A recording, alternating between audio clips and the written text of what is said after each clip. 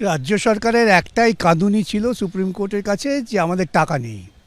আমাদের বক্তব্য যেটা আইনত প্রাপ্য সেই টাকা নেই, এটা কোনো যুক্তি হতে পারে না। এবং সেই জন্যই সুপ্রিম কোর্ট যখন রাজ্য সরকারের পক্ষ থেকে বারবার ঘ্যান ঘ্যান করছিলেন, তারা বললেন আমরা এই মামলা খারিজ করে দিতাম, কিন্তু আমরা খারিজ করছি না।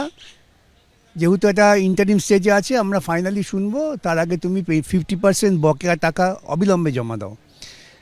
তখন সরকারের পক্ষ থেকে উকিলরা বললেন যে এই টাকা দিতে গেলে আমাদের কোমর ভেঙে যাবে। সরকারের কোমর এমনি ভেঙে গেছে অনেক দিন আগে, যাই হোক।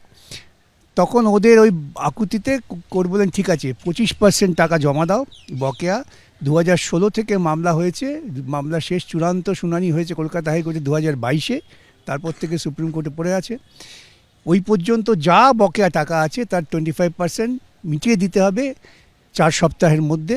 তারপরেই আগস্ট মাসে মামলা চূড়ান্ত শুনানির জন্য আসবে।